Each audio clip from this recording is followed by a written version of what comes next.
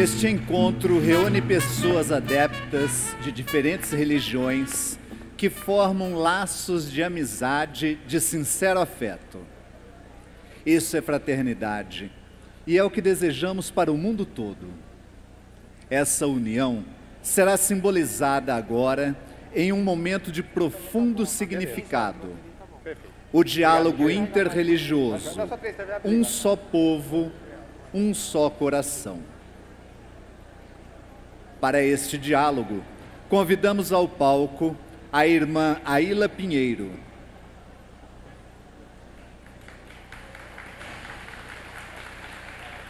Filósofa, doutora em teologia e membro do grupo de religiosas do Instituto Nova Jerusalém, em Fortaleza, no Ceará, irmã Aila Pinheiro representa a religião católica.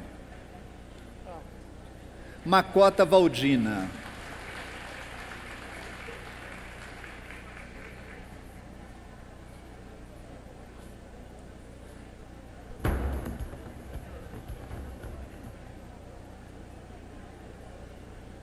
Educadora, líder comunitária, militante da liberdade religiosa, foi membro da Federação Baiana de Culto Afro-Brasileiro e do Conselho Estadual de Cultura da Bahia.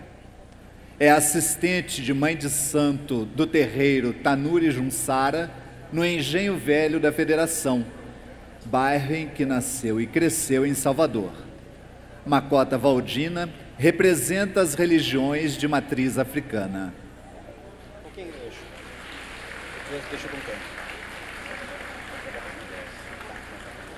Pastor Milton Marques.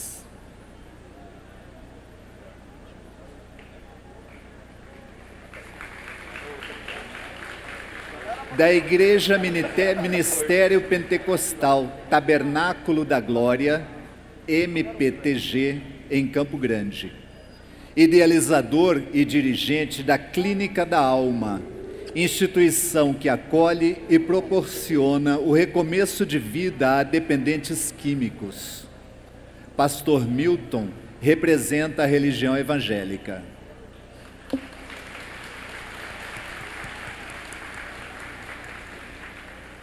Roberto Lúcio de Souza.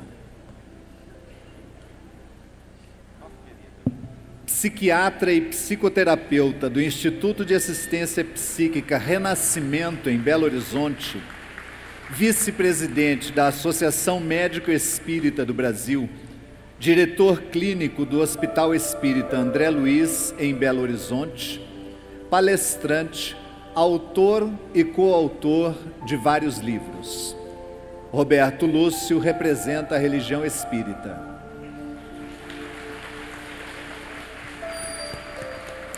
João Signorelli.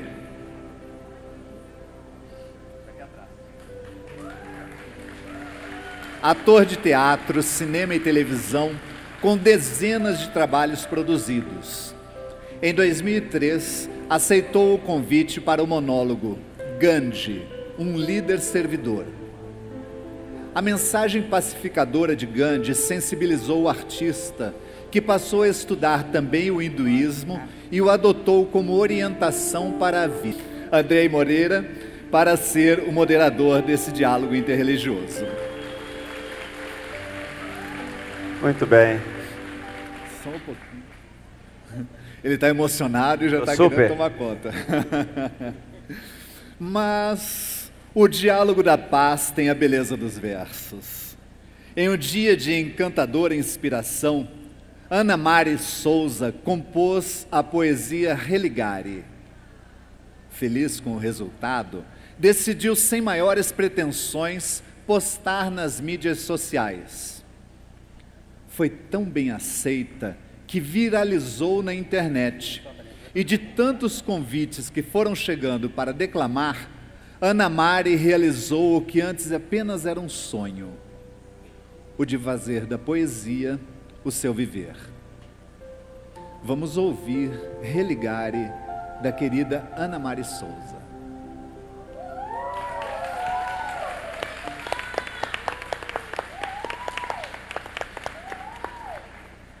Bom, boa noite, gente. Eu estou muito feliz e muito honrada, de verdade, de estar aqui, porque estar aqui me fez refletir sobre tanta coisa, sabe? Sobre a minha vida e sobre convivência, sobre sociedade, sobre cidadania. E é muito, muito bonito pensar que todos esses valores, esses ideais, essas virtudes que a gente acredita, elas são possíveis de serem realizadas, elas são aplicáveis. E vocês todos são o exemplo disso, então, gratidão mesmo. E pensando sobre isso, sobre esses valores, um dia eu fiz uma reflexão e escrevi um poema que alguns conheçam, talvez, não sei, mas eu quero convidar vocês a refletirem comigo sobre esse assunto, sobre o respeito, sobre a fé. E o poema é assim: 4 pontos tem minha religião. Faço deles a minha filosofia e faço deles a minha ação. Viva, creia, ame e faça. Essa é também a minha oração. Viva a sua filosofia, ame a sua arte. Creia na sua religião e faça a sua parte. Mas não use a sua religião para tentar reprimir o outro. Somos 7 bilhões de mentes no mundo e querer que todo mundo creia na mesma coisa é no mínimo papo de louco. Eu respeito todos os que têm fé. Eu respeito todos os que não a têm. Eu respeito quem crê em um Deus. Eu respeito quem não crê em ninguém. Eu gosto de quem tem fé no universo. Eu gosto de quem tem fé em si mesmo. Eu gosto de quem tem fé no verso. E eu gosto dos que andam a esmo. Um abraço para quem é da ciência. Um abraço para quem é de Deus. Um abraço para quem é da arte. E um abraço para quem é ateu. Axé para quem é de axé. Amém para quem é de amém. Blessed be para quem é de magia. E amor para quem é do bem. Intolerância religiosa é a própria contradição. Religião vem do latim religare, que significa união. Então pare de dividir o mundo entre os que vão e os que não vão para o paraíso. O nosso mundo está doente em tudo, enquanto nós perdemos tempo brigando por isso.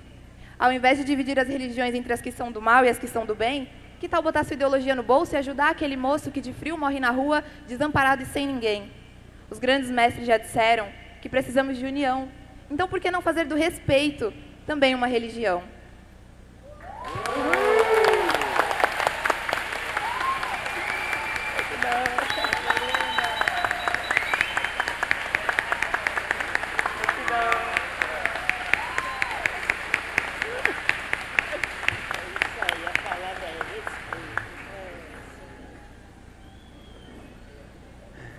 Passamos a palavra ao Andrei Moreira para a condução do diálogo interreligioso do 2º encontro da Fraternidade Sem Fronteiras. Boa tarde a todos. Aliás, noite já, né? Boa noite a todos. Isso. Eu acho que com essa poesia nós já podíamos encerrar o diálogo interreligioso. Já foi uma síntese perfeita, não é? É muito bom que nós tenhamos esse espaço. Esse é um dos princípios que a Fraternidade Sem Fronteiras busca, o Wagner, particularmente, como sempre, nos orientando e nos guiando aí neste caminho, ele tem isto como princípio: estabelecer o espaço para que as várias expressões de fé possam comungar do ideal de espiritualidade. Todas as vezes que nós chegamos a Moçambique e que uma caravana vai a Moçambique, uma das atividades sagradas da caravana é, em uma das primeiras noites, nós recebermos todas as igrejas daquela localidade e fazermos um culto ecumênico. Todas as vezes que nós fomos a Moçambique, isto foi feito. Em várias vezes, nós nos dirigimos às igrejas locais para assistir o culto in loco. E, para aqueles que já vivenciaram isso, sabem que é uma das melhores experiências que a gente tem em Moçambique, ir até a igreja e ver como eles expressam a sua fé. Há igrejas católicas, há igrejas evangélicas, há cultos africanos, há a mistura mais comum dentro da religião Zaione.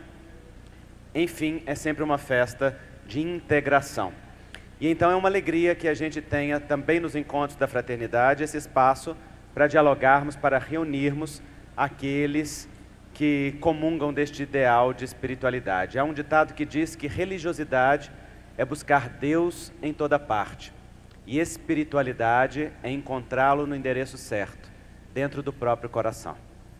E é exatamente nesse princípio de espiritualidade, enquanto um sentido sagrado e profundo, e da nossa comunhão com o divino, como uma expressão do nosso próprio sagrado, que a Fraternidade Sem Fronteiras abre sempre o espaço para que a gente estabeleça o diálogo. E é uma alegria, então, nós recebermos estes amigos para dialogarmos.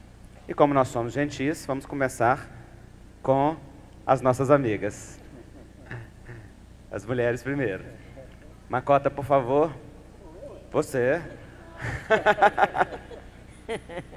Não me disseram isso. Boa noite a cada uma, a cada um que aí está. Em Pimpaibote, eu não sei nem como vou começar, né? Que eu pensei que ia ter algumas perguntas, algumas coisas. Nós temos um tema central que é um só povo, um só coração. Agora, eu gostaria de saber quanto tempo cada um... Olha a intolerância, Macota. 10 minutos? 10 minutos. Para mim é muito pouco. Para nós também. Mas que somados aqui vai dar 50. Bom, eu, em primeiro lugar, eu quero agradecer muito, mas muito mesmo, estar aqui. E ter sido convidada, ter sido chamada. Convocada, seria o nome, né?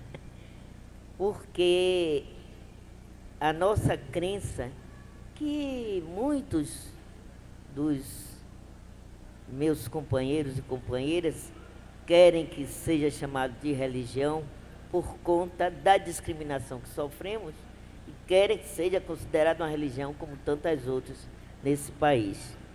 Eu não faço muita questão disso.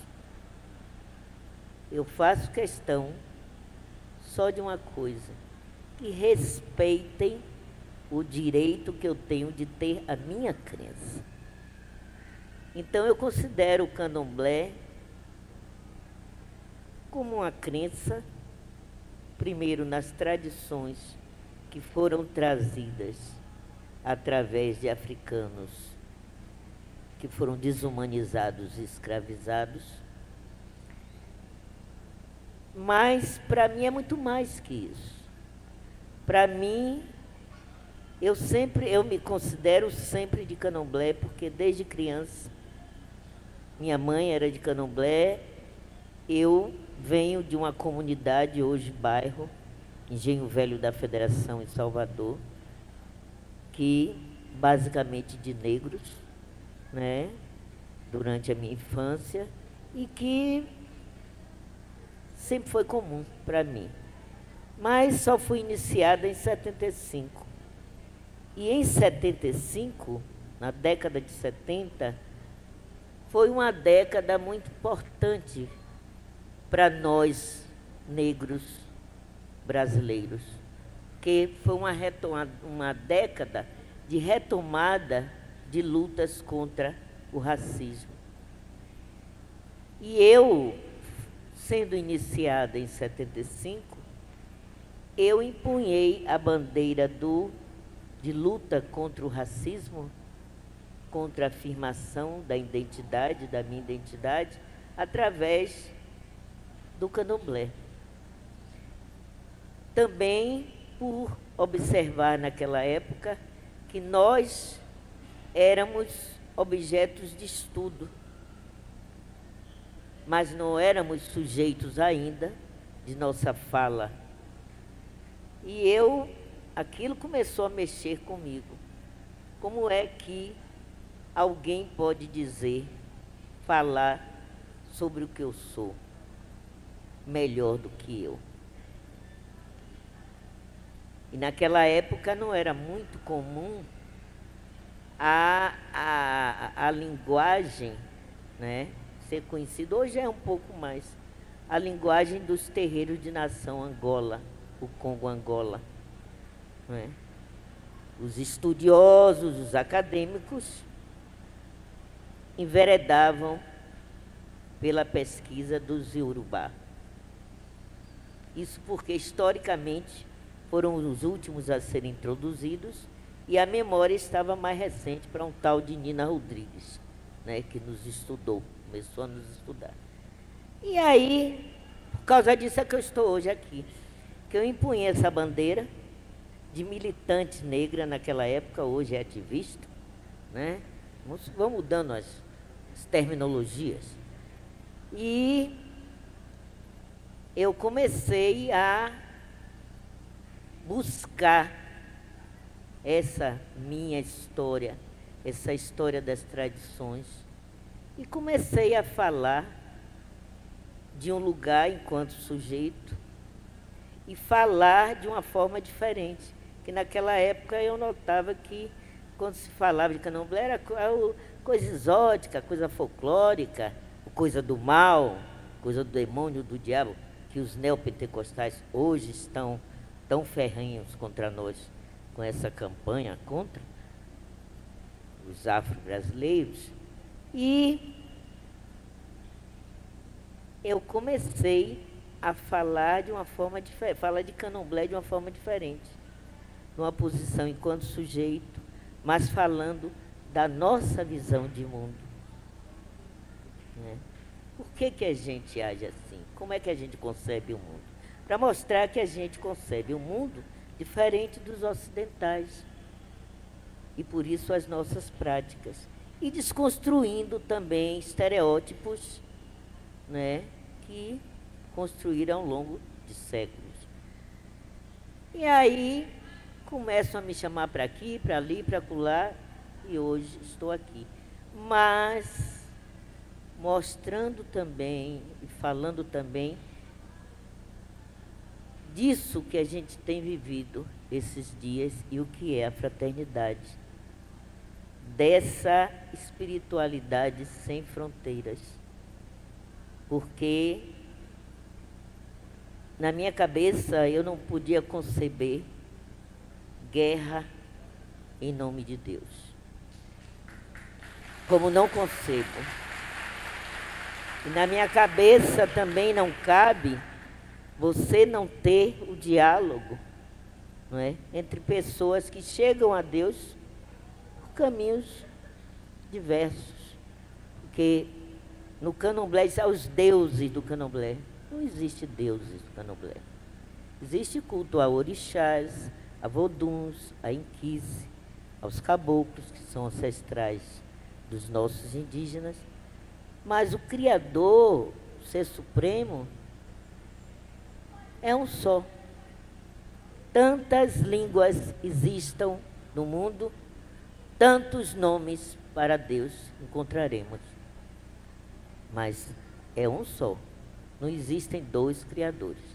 Então, mesmo entre os de candomblé, uns como eu, né, os Congo, de nação Congo-Angola, chamamos de Nzambi, Nzambi-Mpungu.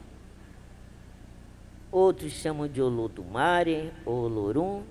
Outros chamam de Maú, por causa das línguas, das diversas línguas que são das várias nações de candomblé.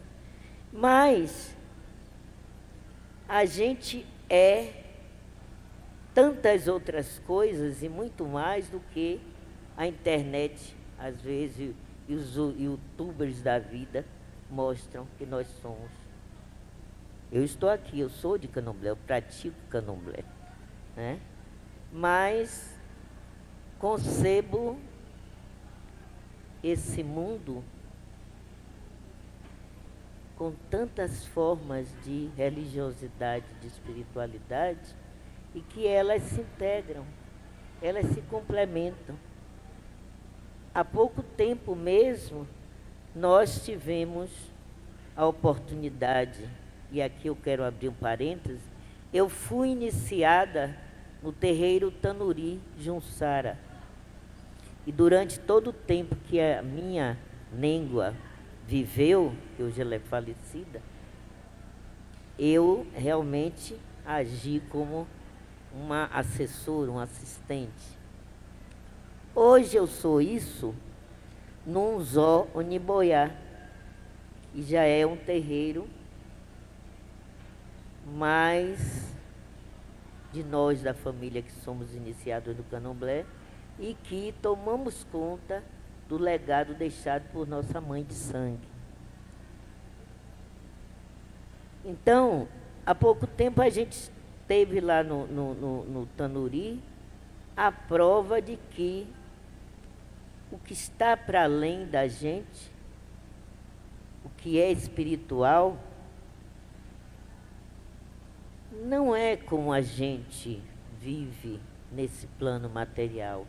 Tudo, né, cheio de compartimentos, coisas estanques. Não. Tanto que a gente teve um processo de cura de alguém iniciado no Candomblé, que o Inquice chegou e falou que nós tínhamos que cuidar daquela pessoa, daquela irmã nossa, mas que tínhamos também que buscar ajuda do lado espírita, porque ela precisava também dessa ação do lado do espiritismo. Isso é mais do que prova. E quantas vezes pessoas nos procuram, nos consultam, e a gente tem que orientar essa pessoa para buscar igrejas para celebrar missa em nome de alguém que já fez a passagem e que está precisando de uma missa. Então, tudo isso acontece no Candomblé.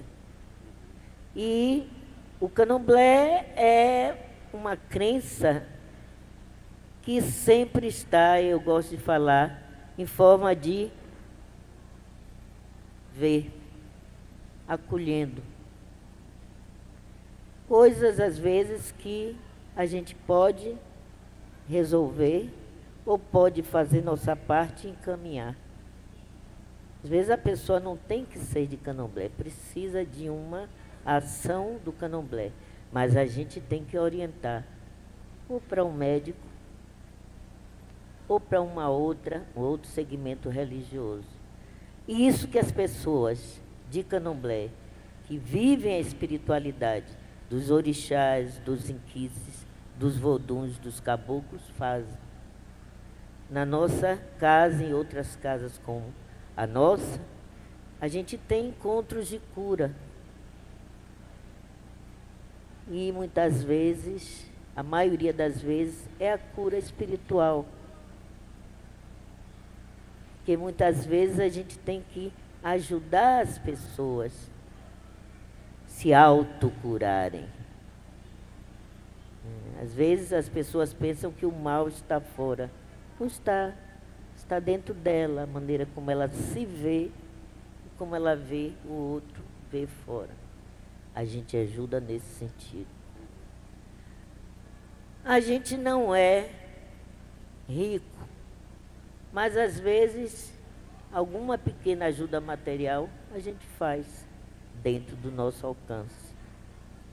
Mas o principal mesmo é esse compartilhar da força, da energia que a gente tem, dos orixás, dos inquices, para que as pessoas sejam felizes.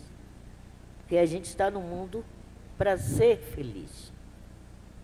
Nzambi, Olorum, Javé, Jeová, Gade, seja lá, Alá, o nome que se dê, não colocou ninguém no mundo para ser infeliz.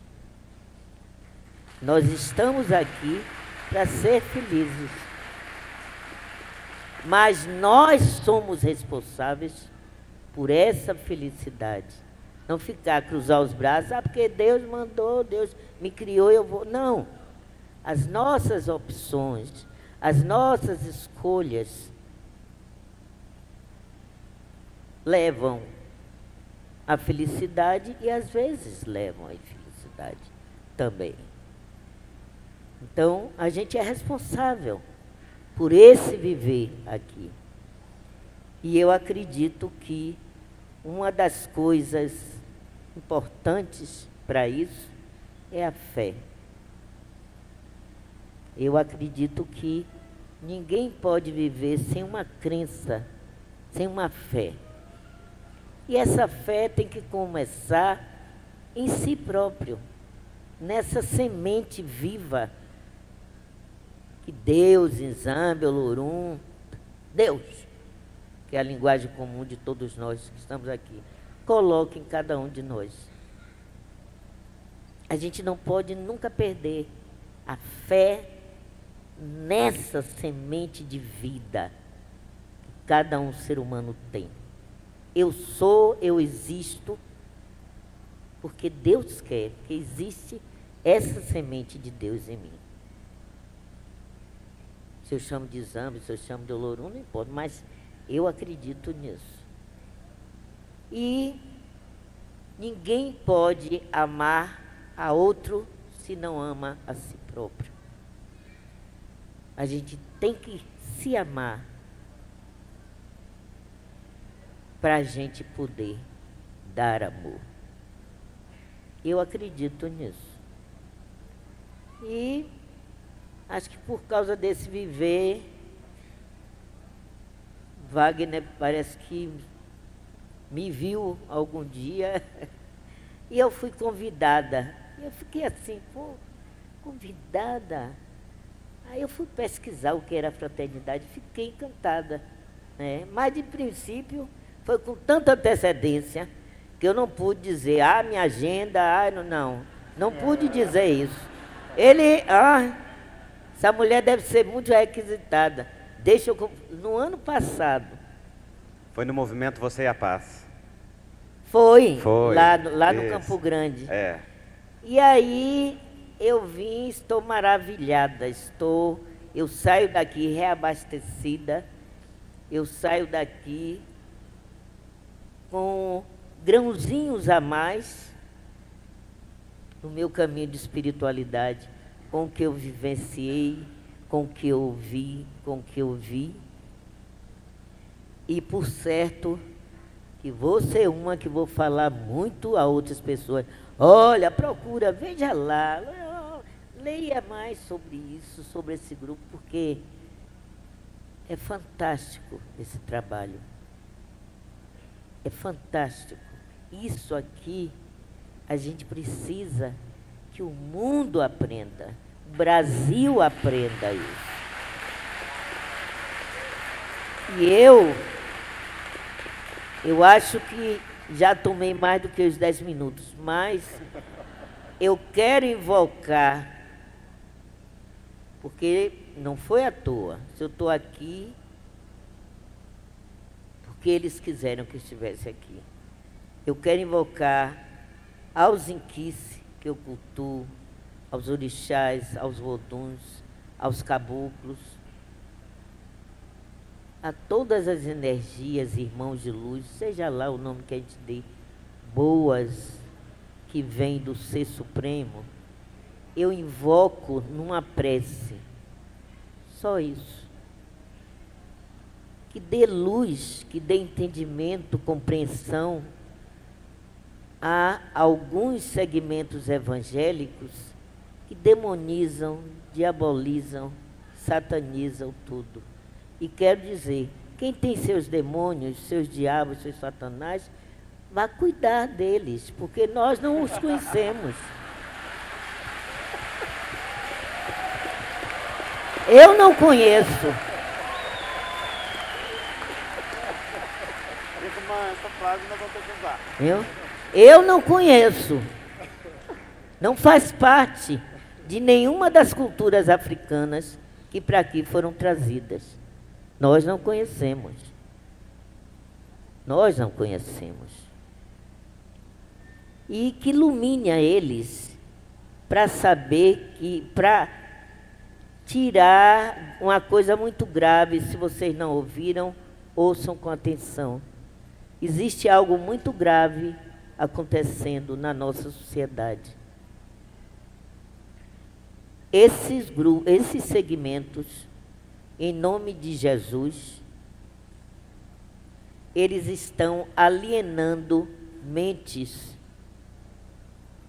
de muitos jovens, de muitas famílias negras. Isso é perigoso, porque você é livre aqui. Eu posso estar toda amarrada, mas minha mente tem que estar em liberdade, pensando livremente. E nós temos muitos dos nossos jovens, de famílias negras, que estão alienadas e estão se voltando, irmãos contra irmãos. Isso é perigoso. Isso é perigoso. Porque na minha infância, tinha Testemunha de Jeová, tinha Batista, mas quando a gente tinha que se juntar para consertar as ladeiras, lavar as fontes, amassar o barro para fazer a casa de taipa, ia todo mundo. Ia gente de candomblé, e o católico, ia o espírita, e o candomblezeiro, como chamavam. Todo mundo ia, porque era algo que era comum. Hoje, eu vejo passar pela minha porta as pessoas com a Bíblia embaixo do braço, e só é irmão quem carregam a Bíblia. E não respeitam. Quando eu digo, minha Bíblia é a natureza. Deus fala para mim através da natureza. Que o homem, nenhum ser humano, fez a natureza. Minha Bíblia é a natureza. Eu respeito a sua Bíblia, a sua palavra de Deus. Respeite a minha. Isso é perigoso, porque isso não se chama espiritualidade, nem religiosidade, nem religião. Isso se chama dominação. E dominação, para na hora do voto, eu tenho que falar isso, votar nas bancadas que estão lá, evangélicas, e eu invoco essa prece a Deus Todo-Poderoso, ao real e verdadeiro Jesus, não o Jesus que eles estão mostrando. Eu quero o Jesus revolucionário, do qual eu já li a história dele, não esse Jesus dele. Eu invoco para que eles tenham compreensão, que eu não quero ver meu país como eu vejo outros países na televisão, brigando e fazendo guerra em nome de Deus. Muito linda.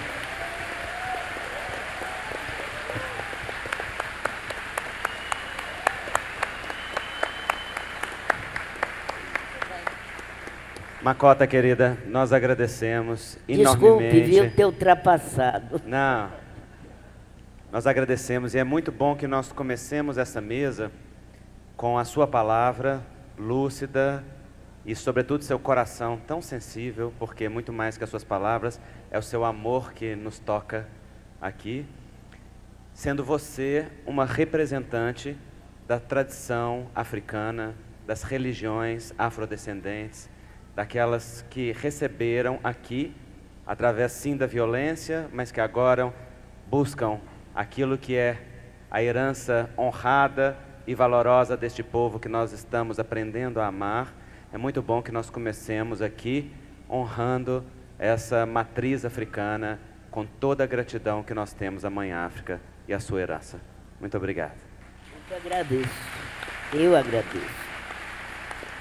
Irmã Ila, querida, a irmã já é uma presença constante nas atividades, coração extremamente aberto, eclético, de um catolicismo muito profundo e muito aberto ao diálogo.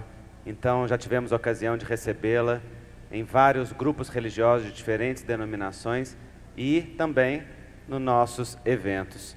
Irmã Ila, é uma alegria recebê-la. A palavra é sua. Muito obrigada, boa noite. Quero agradecer as orações, porque já estou me sentindo bem, e bem melhor. Tô mais ou menos 90% bem. Então, quero dizer que o diálogo interreligioso tem como condição fundamental o respeito. Ele se firma no respeito. Eu tenho mantido mais ou menos uns 30 anos de diálogo com diversas religiões. Várias denominações evangélicas, os judeus e o movimento espírita, e também, de forma menor, com grupos afrodescendentes. Esses grupos eu encontrei e convivi em Ilhéus e em Feira de Santana. Depois que eu parei as minhas atividades em Ilhéus e em Feira de Santana, eu não tive mais oportunidade. Mas me recordo bem de todo o aprendizado que eu tive nesse diálogo com esses diversos grupos, né? E eu vou dizer uma coisa incrível. É muito mais complicado dialogar com os grupos cristãos do que com os não cristãos. É incrível. Com os judeus não foi tão difícil, com pessoas do Islã também não foi, principalmente porque esses aí começamos o diálogo na universidade. Com os budistas também começou na universidade. Então, não sei se foi por isso, não é? Mas é muito difícil a pessoa de uma religião ir lá onde se reúne a pessoa da outra religião, né? Então, num ambiente que é neutro, até às vezes fica mais fácil. Mas acolher uma pessoa de uma religião diferente no seu próprio local, ou ir se dirigir e ir ao outro local, é mais difícil. Mas é um aprendizado, né? Eu acho que o fruto do diálogo é aprender. O doutor Décio disse que aprendeu, né? Eu tenho aprendido muito com o diálogo interreligioso. Eu não prefiro nenhuma dessas religiões que eu tenho dialogado. Todas elas tiveram seus desafios, suas grandezas. Me trouxe muito aprendizado. Se baseia na seguinte forma: eu respeito o modo como o outro se relaciona com Deus. É isso que faz o diálogo.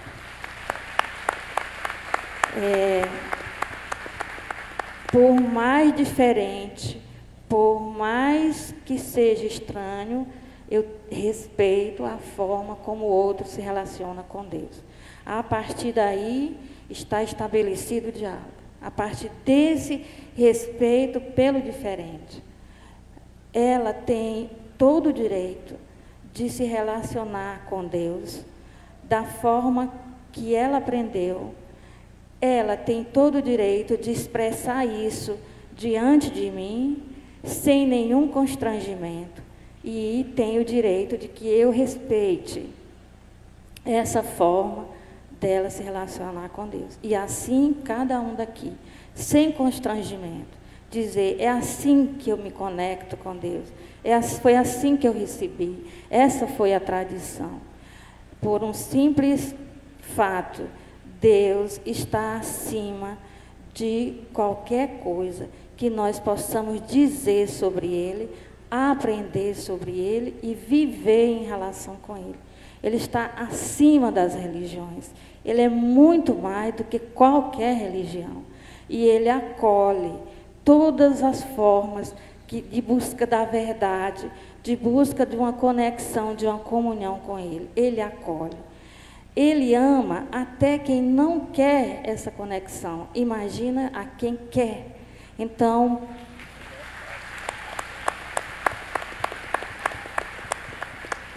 e tem mais. Esse tipo de respeito a gente introjeta na família. É do seio da família que isso é colocado na nossa cabeça e passa a ser uma verdade.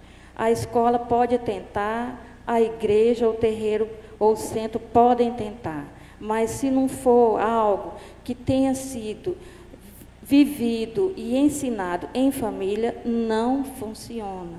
A pessoa sempre vai ter uma desconfiança do outro. Ela vai ter alguma abertura, mas vai desconfiar do outro. Vai ter preconceito com o outro, ter ideia pré-concebida, que é outra coisa que a gente aprende. As religiões não são como nós pensamos que elas são. Eu só vou saber exatamente como é uma pessoa do candomblé, ou do espiritismo, ou do shintoísmo, ou do budismo, ou da igreja evangélica, se eu conviver, se eu ler alguma coisa, se eu deixar a pessoa se expressar, porque eu não tenho a priori que está sabendo o que é que ela crê se eu não a escutá-la. Não é num livro que eu vou saber disso, não é do que eu vejo, nem do que eu escuto das pessoas dizendo, é quando ela se expressa. Não é? Então a gente pensa muito errado sobre as pessoas. A gente diz assim, agora, como é que você consegue manter esse diálogo? A Igreja Católica não te persegue? Eu falei, não, a Igreja Católica me incentiva. Mas como isso? Como assim a Igreja Católica não diz que nós somos do demônio? Eu disse, bom, alguns católicos devem dizer, mas porque alguns dizem, não quer dizer que a Igreja diga. Quando as pessoas me perguntam qual é a posição oficial da igreja, eu não digo o que o padre da minha paróquia diz. Eu digo o que é a postura oficial. O que é que o Papa pensa disso? E eu vou dizer uma coisa. O Papa, quando foi eleito, a primeira pessoa para quem ele ligou foi o melhor amigo dele. E disse, meu amigo, não posso ir almoçar na sua casa no domingo, porque vão me reter aqui no Vaticano. Foi dessa forma que ele disse para o rabino judeu, 25 anos de amizade com ele, que ele não podia ir no domingo comer o almoço com ele. Entendeu? Então, eu acho assim, documentos oficiais da igreja, mais de 50 anos de um documento chamado Nostra Aetate, que diz para o católico ter diálogo interreligioso.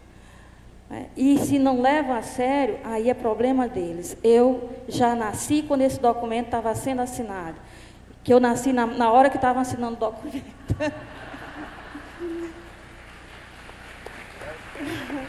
Então, eu não sei se é por isso, mas eu já fui envolvida pela minha família nisso há muito tempo. Não é? Então, o que eu quero dizer é o seguinte, o diálogo, ele começa com respeito. O fruto é um grande aprendizado, e é amizade, e é muito amor envolvido, não é? As pessoas que estão aqui sentadas diante de vocês, para ter essa conversa, elas não estão fingindo, elas estão de coração sincero aqui, elas se sentem bem, uma do lado da outra e conversando. Nós não estamos aqui para aparecer bem no que vocês estão gravando, nem nas fotos que vocês estão tirando. Nós, de fato, vivenciamos isso que nós estamos fazendo aqui, e nos sentimos muito bem aqui. Um do lado do outro. E nós somos diferentes, sim. Nós não estamos falando sobre coisas comuns, não. Nós estamos falando sobre como nós pensamos mesmo, sem saber se é comum ou não é comum. Ninguém está procurando com receio de falar alguma coisa que o outro... Não, nós estamos aqui transparentes, porque nós sabemos que nós somos acolhidos uns pelos outros. Né? E quando a gente se sente acolhida, a gente não fica com receios. Nós não nos sentimos constrangidos de ter a nossa crença, a nossa fé, de pertencer àquele grupo que nós pertencemos. Não é? Então, o diálogo, ela disse uma coisa, começa com trabalhar juntos em prol de uma causa. O diálogo começa assim, nós nos unimos em prol de uma necessidade extrema que o nosso irmão está passando. Depois nós conversamos, nós estudamos, nós nos compreendemos e depois nós oramos juntos. O grau mais alto do diálogo interreligioso é orar juntos. Né? Porque quando nós oramos juntos, nós realmente mostramos que nós estamos respeitando uns aos outros.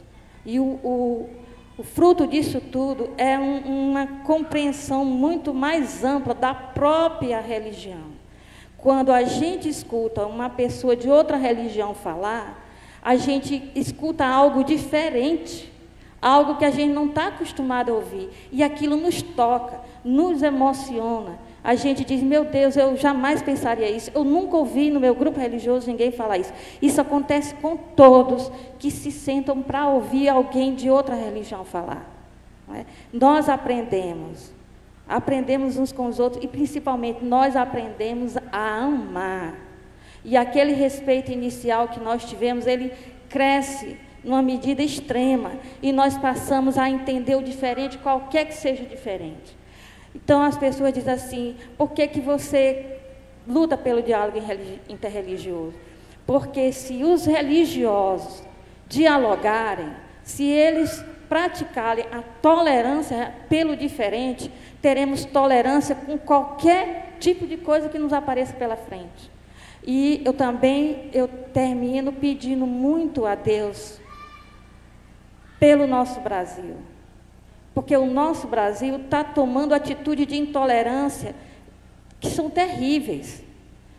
Eu tenho um colega, professor na Unicamp, que está lutando para falar, para dizer, ele é do Islã. Ele é responsável por uma instituição de árabes aqui no Brasil. Eles nunca tinham sido ameaçados e nunca tinham sofrido nenhuma represália aqui no Brasil. Os árabes estão aqui no Brasil há muito tempo. E agora o que acontece? Está havendo uma islamofobia no Brasil, um país que sempre acolheu todo tipo de religião. Além de estarem queimando os terreiros, agora estão querendo matar as pessoas do Islã. Gente, um grupo terrorista que faz parte de uma religião não é religião. Pelo amor de Deus. O Talibã não é o Islã. O Talibã mata os próprios islamitas.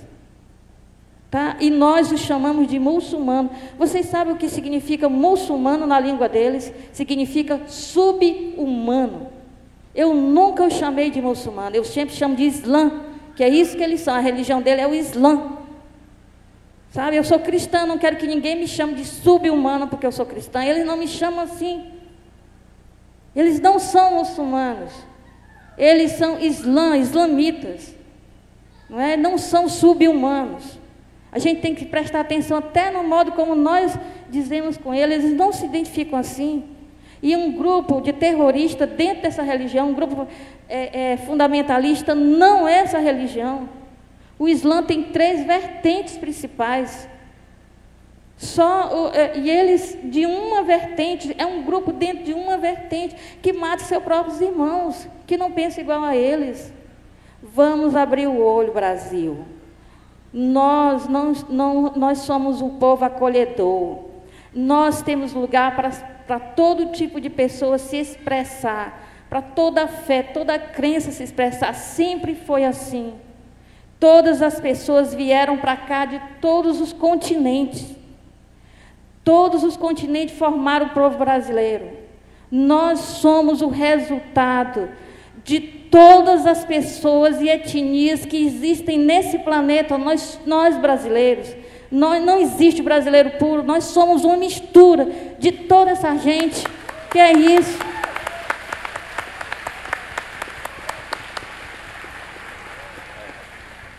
Então, que Jesus nos abençoe, que nós possamos viver a nossa verdadeira vocação de brasileiro.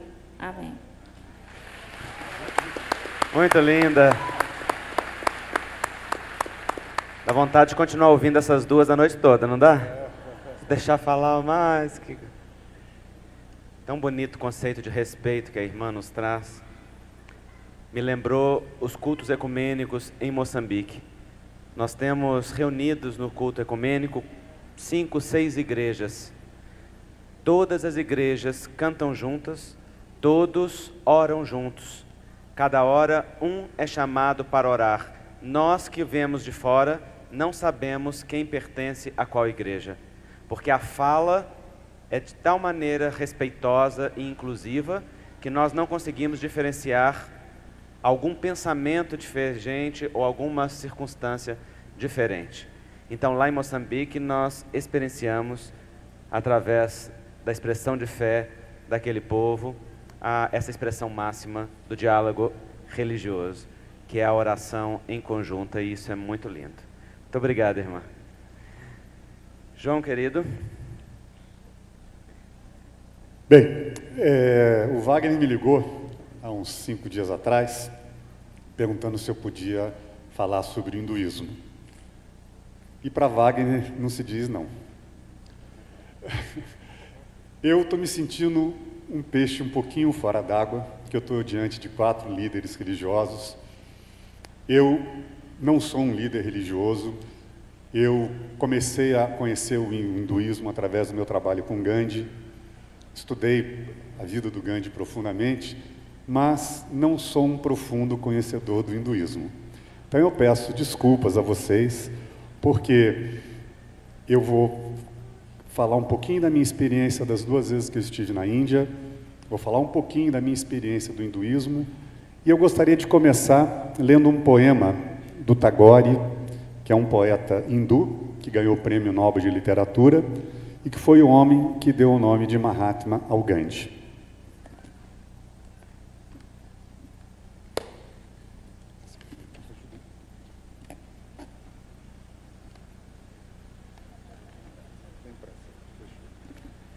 E eu acho que aqui tem um pouquinho da essência do hinduísmo. Chama, ó eremita, com as autênticas palavras do antigo hino Sama. Levanta, desperta. Chama o homem que se vangloria do seu xatrástico saber, para que deixe as discussões vãs, pedantes e estéreis. Chama esse tolo pretensioso para que saia e veja a face da natureza, esta ampla terra. Envia o chamado ao teu bando de acadêmicos, juntos em torno ao fogo do sacrifício. Todos se reúnam. Assim também nossa Índia, nossa antiquíssima terra, a si mesma retorne. Volte outra vez ao trabalho firme, ao dever e à devoção ao seu transe, da séria meditação que ela ocupe, imperturbável, desapegada, pacífica, pura. Novamente seu trono e pedestal excelsos. Mestra de todas as terras. Esse poema é muito bonito, eu acho que ele traz a essência do pensamento hindu. E eu queria também indicar a vocês esse livro de Paramahansa Yogananda, chamado Autobiografia de um Yogi, que é um livro também que vocês vão poder conhecer muito sobre o hinduísmo através das palavras de Yogananda. Bem, eu vou ter que me referir ao Gandhi, porque é a minha referência da Índia. E o Gandhi tem uma frase que ele diz assim: se na face da terra houvesse apenas o sermão da montanha, a humanidade estaria salva.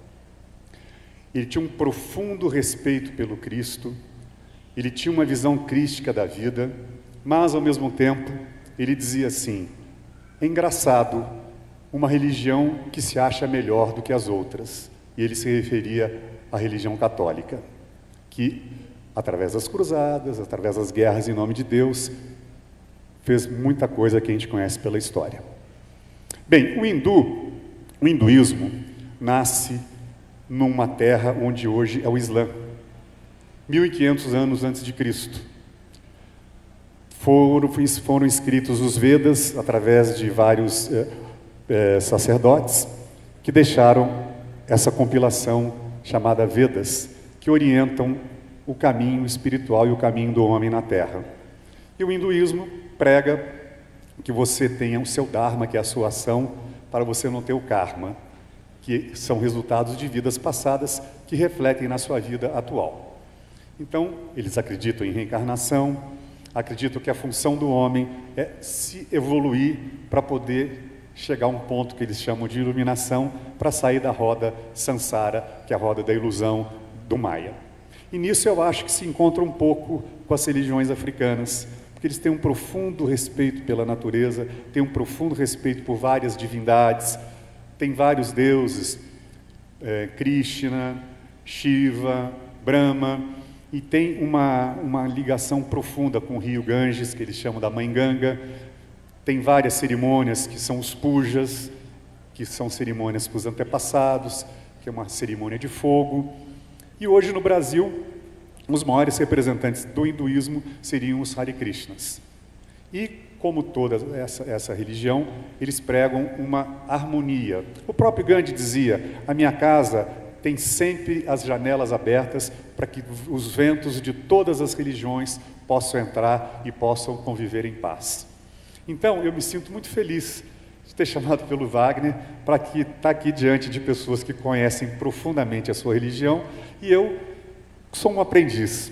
Então, fico ouvindo a irmã Ayla falar da importância desse diálogo, tocou nesse ponto fundamental que também na Índia teve essa divisão entre islamismo e hinduísmo. Vocês sabem que houve uma matança desenfreada, o Gandhi era totalmente contra essa separação. Ele sabia que a hora que separasse a religião hindu do islamismo ia ser uma carnificina, como foi. E hoje também me preocupo muito, como a mãe falou, como a irmã Ayla falou, do que está acontecendo no Brasil, que é uma intolerância, um momento muito perigoso. E aí eu quero corroborar as palavras da mãe, que diz que essa bancada que se diz de Jesus é muito perigoso, porque essa bancada está caindo na bancada da bala. Então nós que estamos procurando conviver em paz, procurando harmonizar as nossas energias, temos que tomar muito cuidado nas próximas eleições, porque essa bancada da bala é muito importante, forte.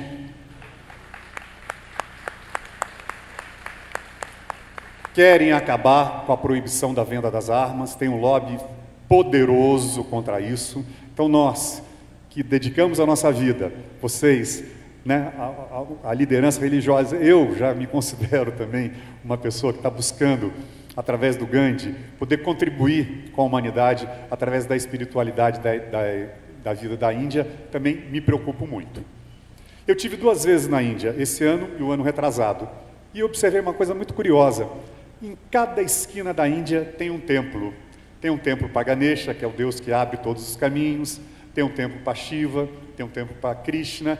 Então, naquele dia a dia, aquele povo miserável, é uma pobreza muito grande também que tem na Índia, uma pobreza diferente que nós encontramos em Moçambique ou em Madagascar, mas é um povo muito sofrido. E eles têm essa espiritualidade, eles têm essa devoção à divindade. Então é muito bonito ver em cada esquina uma pessoa parar, fazer uma reverência a um Deus, fazer uma reverência a uma deusa.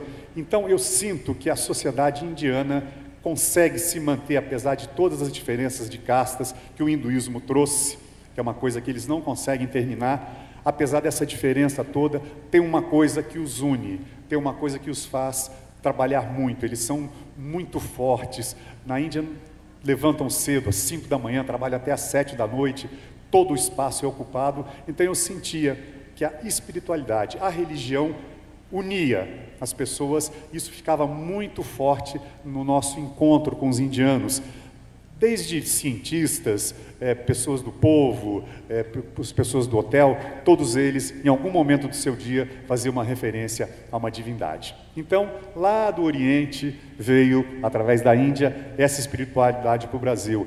Veio da África também essa força espiritual, a nossa mãe África. Vem também Cristo, vem do Oriente também, vem fundar uma igreja. Então, encontro aqui um líder espiritual, um líder evangélico.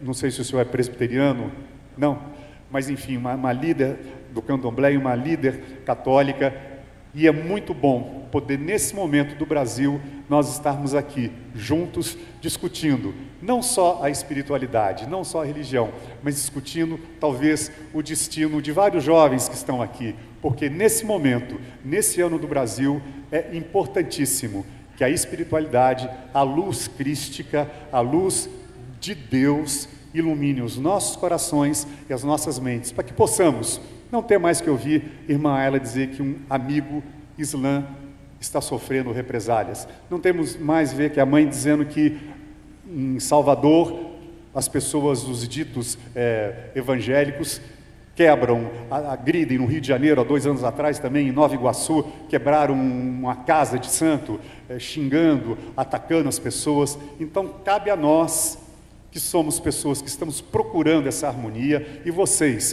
que estão aqui, replicar essa preocupação com o bem, com o amor, como Wagner falou.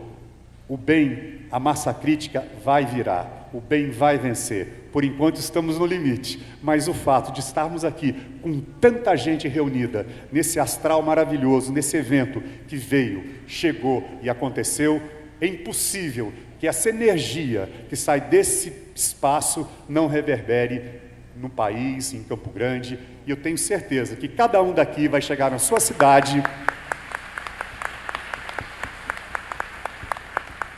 e vai levar tudo isso que nós ouvimos esses dias, essas palestras maravilhosas, esses pensadores, esse amor que a Fraternidade Sem Fronteiras espalha e acaba com as fronteiras. Então vamos acabar com as fronteiras religiosas, econômicas, políticas e viver de acordo com o que Deus quer que a gente viva e a natureza quer que a gente viva. Muito obrigado.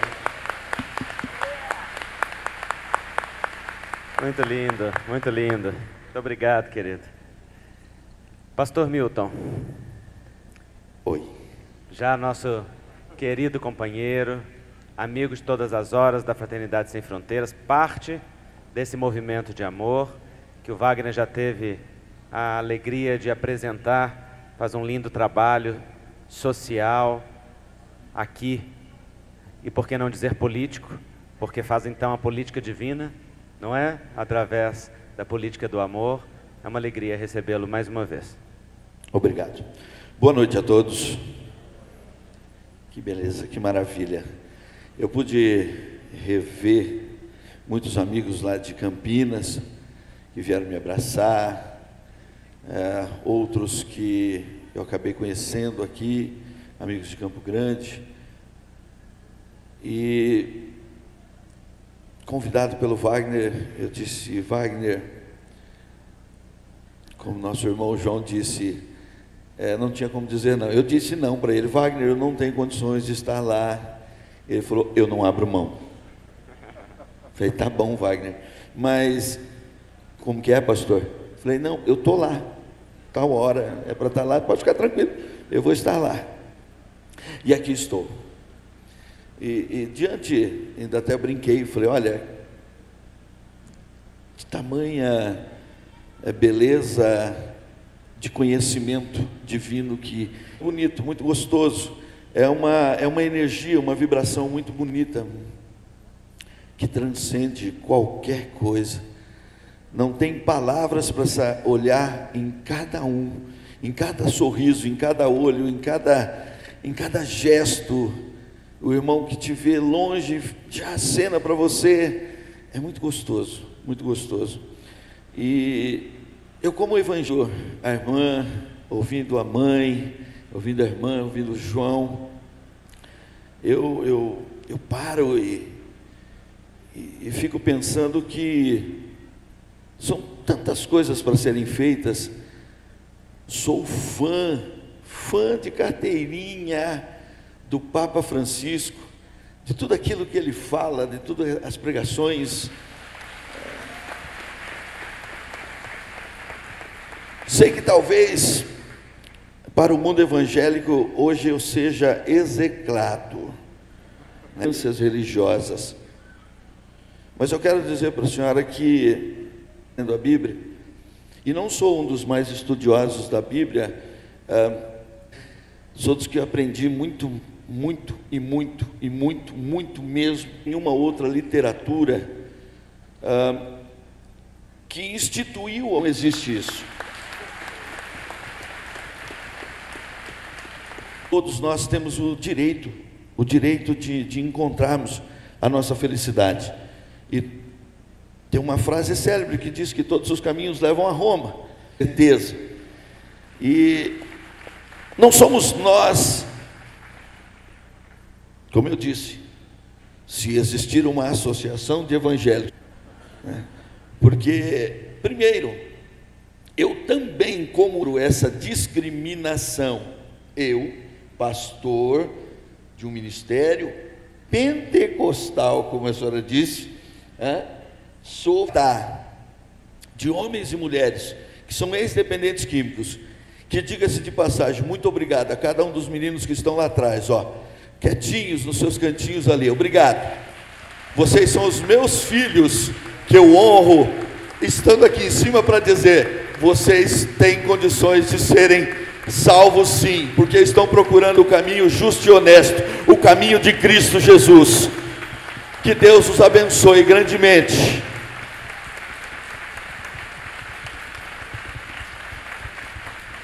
Obrigado a todos os meninos e meninas. Irmã, eu sofro essa discriminação porque quando eles vão passando em frente à nossa igreja, eles atravessam a rua, aquela igreja está composta de ladrões, aquela igreja está composta com homossexuais, começam Z1, Z2, Z3, Z4. Então eu sofro isso, sofro. E tenho, como eu disse, eu tenho a obrigação hoje de chegar para as senhoras evangélicas que não sabem o que é o amor de Cristo. Nos perdoe.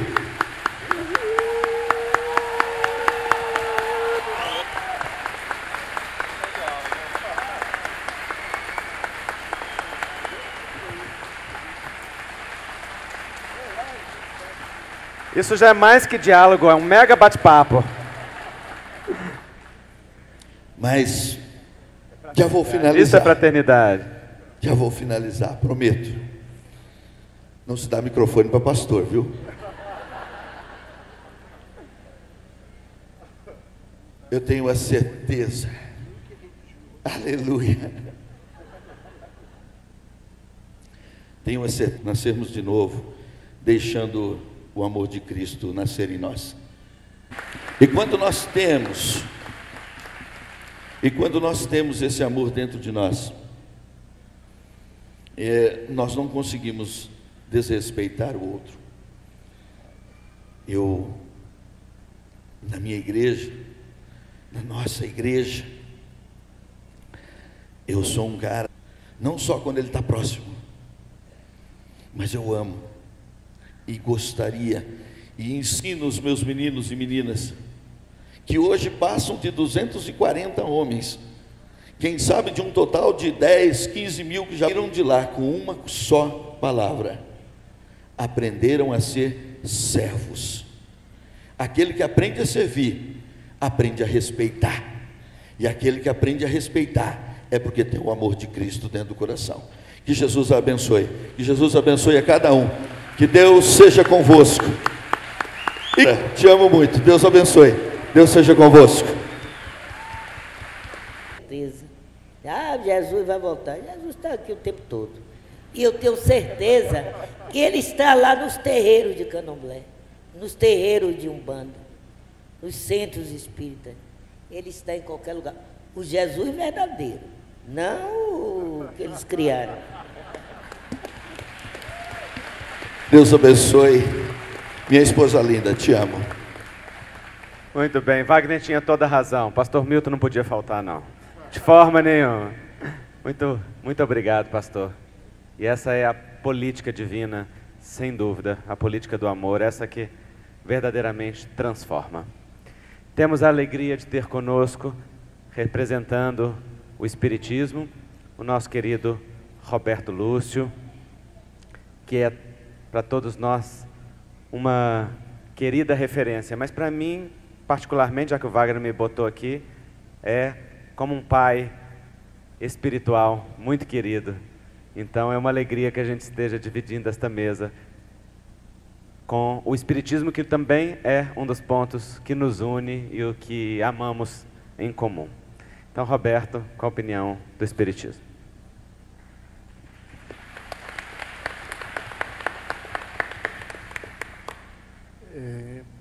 Primeiramente, eu gostaria de agradecer essa oportunidade.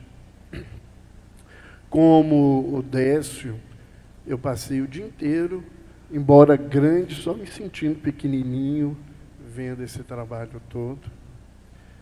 E realmente eu não sei se a gente pode falar, que a gente pode dizer a opinião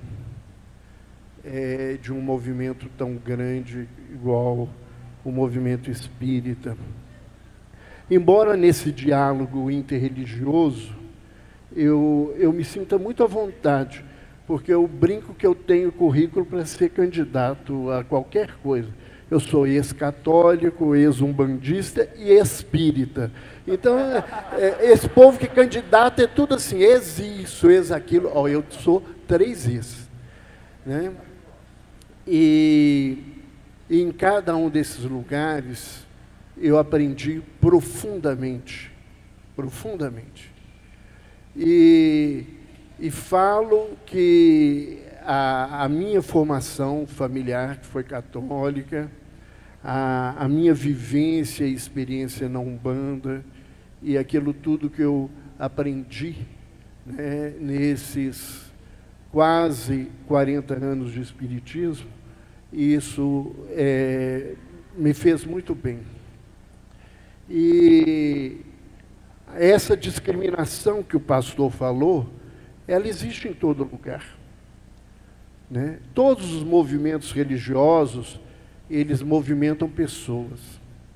E as pessoas, infelizmente, a grande maioria de nós, ainda estamos movidos pela nossa vaidade e o orgulho.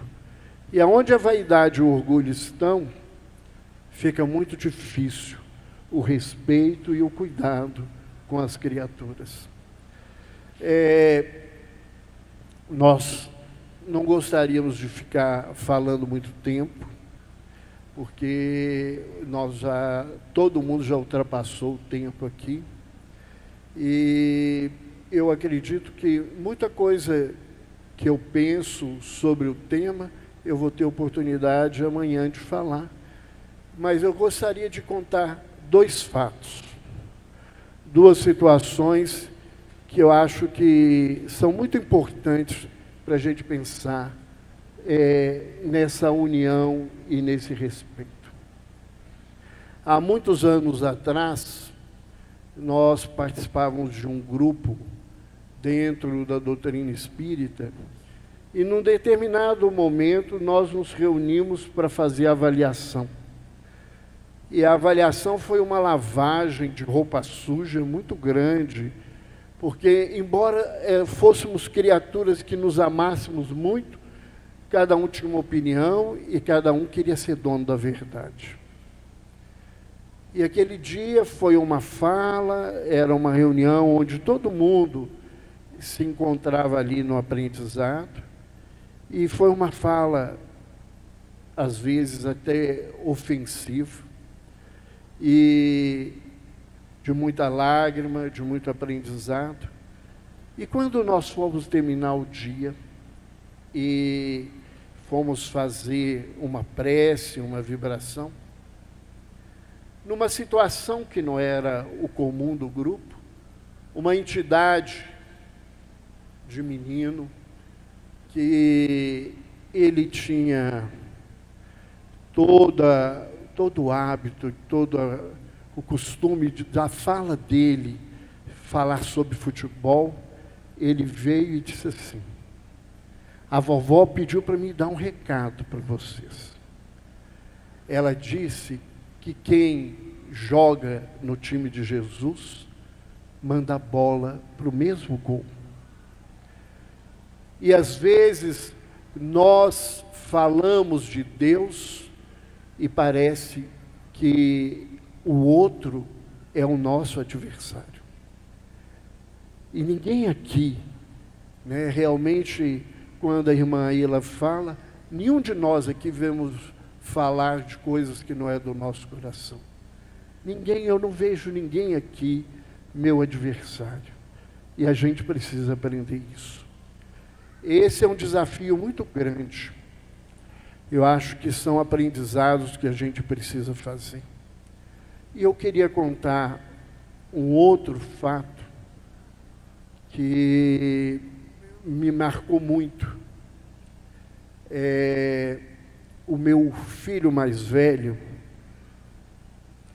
ele hoje é casado, e a minha nora é católica, muito católica. E eles estavam se preparando para o casamento, para poderem, né, se casar, e se casaram dentro do catolicismo. E nós, né, por uma conjunção, uma organização, nos reunimos para fazer um culto na casa deles, aonde que eles iam morar. O sogro do meu filho é ministro da liturgia, a sogra dele é evangelizadora, então eles são muito católicos, e nós nos reunimos para fazer o culto, e a minha nora pediu que eu dirigisse o culto, então todo mundo foi falando, e ela ficou calada. E quando todo mundo acabou de comentar o texto que a gente tinha trazido do Evangelho, naquele culto, refletindo, ela quis dizer, e ela falou que ali, naquele momento, ela estava falando da felicidade dela. Que ela estava muito feliz, porque Jesus tinha atendido o pedido dela. Que ela estava se casando com alguém que não era da mesma crença dela. Que não tinha a mesma religião. E que ela tinha pedido muito a Deus que isso acontecesse na vida dela, porque ela tinha convivido dentro do lar, com a família do pai dela, de brigas homéricas entre católicos e evangélicos nessa situação. E ela queria se casar com alguém que não tivesse a mesma crença e que ela pudesse respeitar e amar a crença do outro. Eu acho que esse é o desafio. Eu acho que a gente está aqui reunido e eu peço a Deus que nos fortifique para que a gente aprenda a dar as mãos, a abraçar a cada um, nas diferenças, naquilo que cada um tem de diferente, né? Porque esse aprendizado foi o aprendizado que Jesus nos legou na vida, né? E nesse diálogo interreligioso, nós estávamos no encontro, num diálogo interreligioso. Então, Haroldo estava lá, a irmã Ila e o pastor Enéas. E depois que eles fizeram o trabalho deles juntos, mais tarde, o Haroldo estava falando sobre espiritismo, e o pastor Enéas estava lá sentado, e eu brinquei com ele, sentei. Como é que o senhor dá conta de ser um amigo de um homem que fica falando em reencarnação e espírito o tempo todo na cabeça do senhor? Ele virou assim: quando a gente ama, essas coisas deixam de ter sentido. Que a gente aprenda isso. Quando a gente ama, as diferenças deixam de ter sentido. Muito obrigado.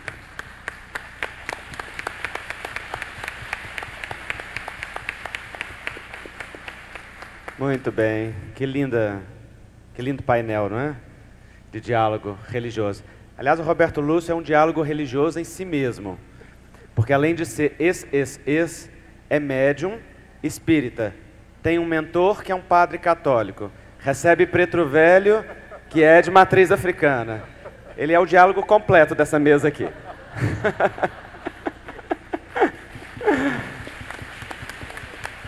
Muito bem. Nós encerramos então esse diálogo, voltando a palavra ao cerimonialista, lembrando as palavras sagradas de Madre Teresa de Calcutá, quando nos ensina que as mãos que realizam, as mãos que fazem, são mais sagradas que os lábios que rezam. É esse o princípio de ecumenismo da Fraternidade Sem Fronteiras, e é isso que nós seguimos. Um abraço dado de bom coração, é mesmo que uma bênção, uma bênção, uma benção. Um caboclo cantou isso para mim uma vez, me ensinou, e eu não deixo de cantar isso.